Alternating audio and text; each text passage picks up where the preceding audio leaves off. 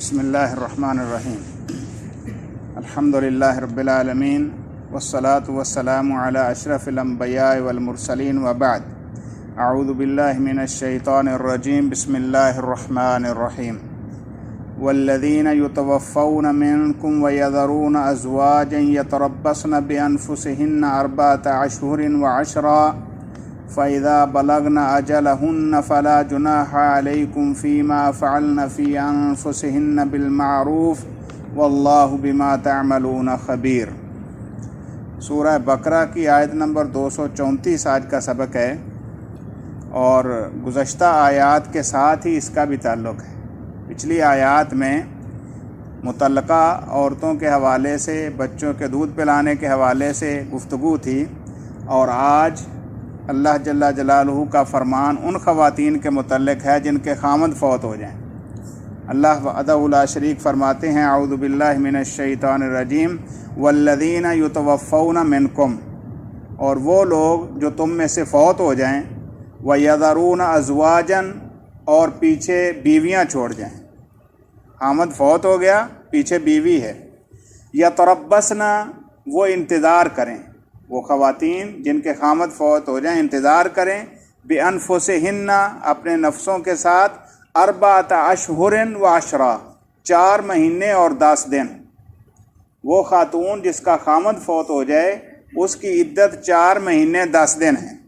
پہلے ان خواتین کی عدت کا تذکرہ گزرا ہے جن کو طلاق ہو جائے تو ان کی ہم نے تفصیل بیان کر دی ہے۔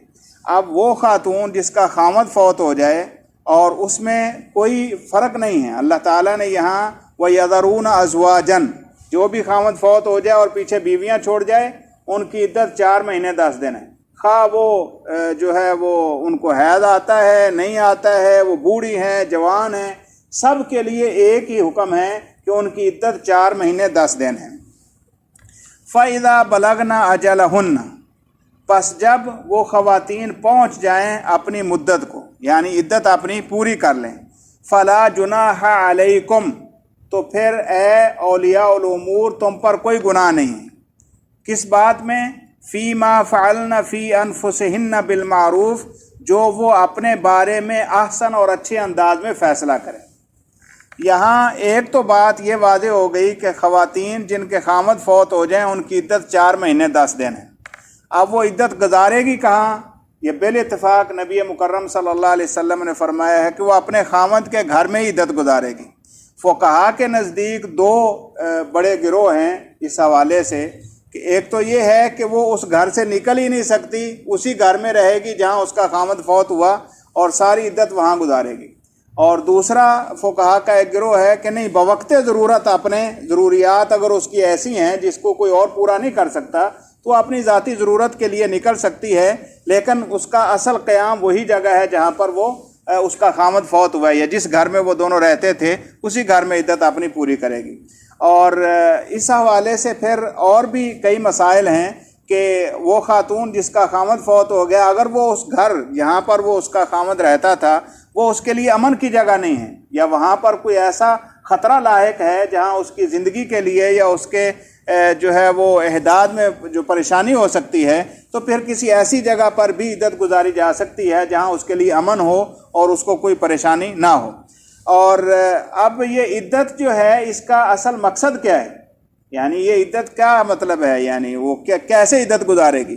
تو بال اتفاق یعنی رسول اللہ صلی اللہ علیہ وسلم نے اس بارے میں واضح کیا ہے کہ وہ کسی قسم کی کوئی زیب و زینت نہیں کرے گی۔ جیسے عام خواتین جو ہے وہ شوخ کپڑے پہن لیتی ہیں، کوئی جو ہے وہ سرما لگا لیتی ہیں، یا کوئی میک اپ کا کوئی بھی سسٹم جو ہے وہ ان ایام میں اس کے لیے جائز نہیں ہے۔ 4 مہینے 10 دن وہ اپنے خامند کی عدت گزارے گی، اور اس میں وہ کسی قسم کی کوئی زیب و زینت، کوئی جو ہے وہ خوبصورتی، کوئی زیور، کوئی شوخ کپڑے، اس طرح کی چیزیں نہیں پہنے گی۔ یہی اصل میں عدت ہے۔ یعنی اس کا قطعاً یہ مطلب نہیں ہے کہ وہ کھانا پینا چھوڑ دے یا دوسروں سے کلام نہیں کر سکتی یا اپنی بنیادی ضروریات جو ہے وہ پوری کرنے میں اس کو کوئی رکاوٹ ہے. کوئی اور رکاوٹ نہیں سوائے اس بات کے کہ وہ جیسے عام خاتون جو ہے وہ اس کو کسی وقت بھی پیغام نکاح دیا جا سکتا ہے اور وہ بن ٹھن سکتی ہے. اس خاتون کے لیے جس کا خامد فوت ہو جائے یہ چیزیں منع ہو جاتی ہیں اور اللہ تعالیٰ اسے روک دیتے ہیں. اب یہ 4 مہینے 10 دن تک جو ہے وہ عدت گزارے گی. لیکن ایسی خاتون جس کا خامد فوت ہو جائے اور وہ حاملہ ہو تو اس کی عدت وضع حمل ہے. یہ پہلے بھی ہم بیان کر رہے ہیں. اللہ ذوالجلال والاکرام نے فرمایا وَأُولَاتُ الْأَحْمَالِ أَجَلُهُنَّ أَن يَضَعْنَ حَمْلَهُنَّ، سورہ طلاق کی آیت نمبر 4 ہے. تو اس میں اللہ تعالیٰ نے یہ وعدے کر دیا ہے کہ جن خواتین کے خامد فوت ہو جائیں اور وہ حاملہ ہوں یا طلاق دے دے آدمی اور وہ عورت حاملہ ہو تو حاملہ عورت کی عدت جو ہے وہ وضع حمل ہے. اب اس میں پھر فقہا کے 2 گروہ ہیں. ایک یہ کہتے ہیں کہ اگر کسی خاتون کا خامد فوت ہوا اور اس کے دوسرے دن تیسرے دن اس نے بچہ جان دیا تو اب اس کی عدت کیا ختم ہو گئی، یعنی اس نے تیسرے دن، حالانکہ اس کے تو 4 مہینے 10 دن عدت ہے عمومی طور پر جس کا خامد فوت ہو جائے. تو ایک گروہ تو یہ کہتا ہے کہ وہ جو زیادہ وقت جس میں ہو وہ اپنی عدت کر لیں. مثال کے طور پر خامد فوت ہونے کے 9 مہینے بعد بچہ پیدا ہوتا ہے تو اب 4 مہینے 10 دن اس کی عموماً عدت بنتی ہے، لیکن اب وہ بچہ 9 مہینے کے بعد جنتی ہے تو وہ 9 مہینے ہی اس کی گویا کہ عدت ہوگی. زیادہ لمبا پیریڈ کس میں ہے اس کو عدت بعض فقہا شمار کرتے ہیں، جبکہ بعض کے نزدیک کیونکہ قرآن مجید کی واضح نص موجود ہے اور اس میں کوئی فرق نہیں بیان کیا گیا، جس عورت کا خامد فوت ہو جائے اس کی عدت 4 مہینے 10 دن ہے. لیکن جو حمل والی ہے وہ اولاد الحمال اجلہن ان یضعن حملہن، تو جن خواتین کو حمل ہو تو وہ حمل جب وہ ان کا حمل وضع ہو جائے گا اس وقت ان کی عدت ختم ہو جائے گی، چاہے وہ کچھ دنوں کے بعد ہو چند گھنٹوں کے بعد ہو.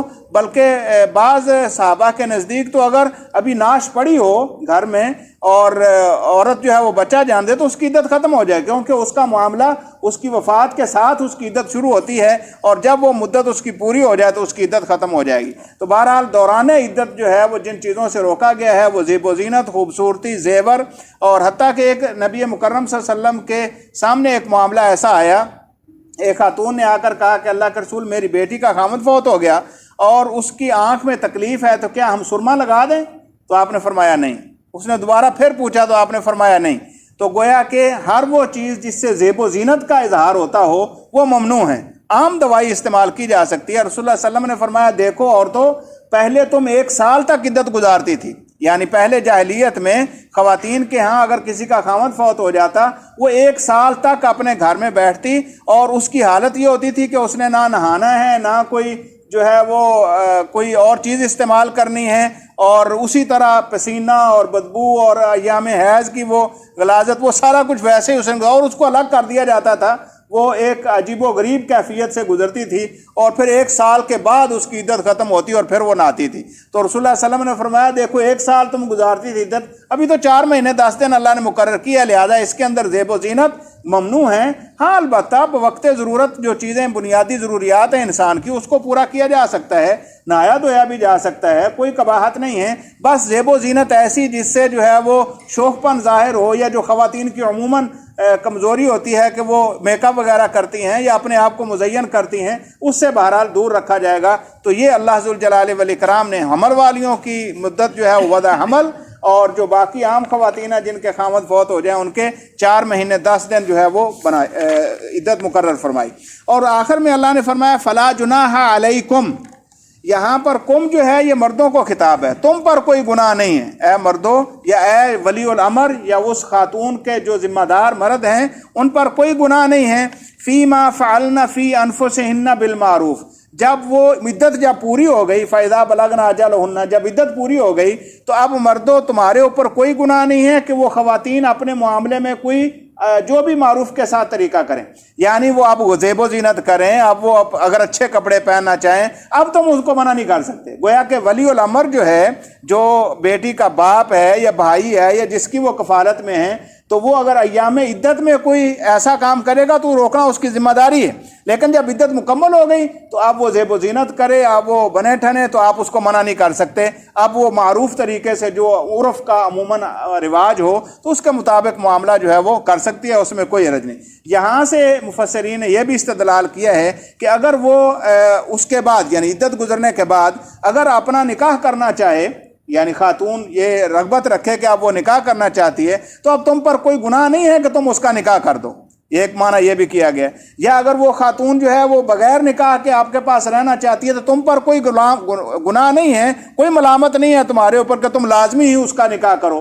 تو وہ اب خاتون وہ ذمہ دار ہے، اس کا جو فیصلہ ہوگا آپ لوگوں کو قبول کرنا چاہیے، اور اس کے اوپر کسی قسم کی کوئی قدغن یا اس کے اوپر کوئی عیب یا اس کے اوپر کسی کا تان نہیں ہونا چاہیے۔ اللہ تعالیٰ نے ان کو اجازت دے دی ہے اور ان کی عدت 4 مہینے 10 دن مقرر کر دی ہے۔ واللہ بما تعملون خبیر، اور اللہ تمہارے عملوں سے باخبر ہے۔ اللہ جانتا ہے کہ کون کس نظریے سے کام کر رہا ہے اور کس کا کیا مقصد ہے، لہٰذا اپنی نیتوں کو خالص رکھو، مقصود اللہ جل جلالہ کی اطاعت ہے۔ اب یہ 4 مہینے 10 دن ہی کیوں مقرر کیے اللہ تعالیٰ نے؟ بعض لوگوں کے اس طرح کے سوال ہوتے ہیں کہ باقی تو عام خواتین کی جو پہلے عدت گزری ہے وہ 3 قرء تھی، 3 حیض تھے، اب یہاں 4 مہینے 10 دن کیوں؟ اس کا سادہ سا موٹا جواب یہ ہے کہ یہ اللہ کا حکم ہے، اور اللہ کے حکم تعبدی ہوتے ہیں۔ اللہ نے جو آرڈر دیا ہے اس کے اندر بے شمار حکمتیں ہیں۔ بعض چیزوں کی ہمیں جو ہے وہ پتہ چل جاتا ہے اور بعض چیزوں کا ہمیں نہیں پتہ چلتا، لیکن ان کو اللہ کا حکم مان کر قبول کیا جائے کہ اللہ نے یہ آرڈر دیا اور اب وہ احکم الحاکمین ہے، اس کے فیصلے درست اور سچے ہیں اور اس کے مطابق ہی زندگی گزارنا مومن کا شعار ہے۔ لیکن اس میں بے شمار حکمتیں آج کل جو ہے سائنسی انداز میں بھی سامنے آ چکی ہیں۔ انتہائی پاکیزہ خاتون ایک جو ہے وہ مسلمان عورت ہے جس کی ہر زاویے سے اللہ تعالیٰ نے طہارت کا خیال رکھا ہے، استبراء رحم کا معاملہ بھی اس میں آ جاتا ہے، اور اللہ تعالیٰ کی اطاعت کے اندر ہی حقیقی دنیا اور آخرت کی کامیابی ہے۔ تو اللہ کہتے ہیں واللہ بما تعملون خبیر، اللہ تمہارے عملوں سے باخبر ہے، لہذا اپنے اعمال وہ خالص اللہ کی اطاعت میں رہ کر کیجئے اور اس کے حکم کے مطابق اپنی زندگیوں کو ڈھالیے، اور جو وہ چاہتا ہے اسی کے مطابق اپنے آپ کو سنوار لیجئے۔ اللہ سے دعا ہے اللہ ذوالجلال والاکرام حقیقی معنوں میں اللہ کی باتوں کو سمجھنے اور عمل پیرا ہونے والا بنا دے۔ وآخر دعوانا الحمدللہ رب العالمین۔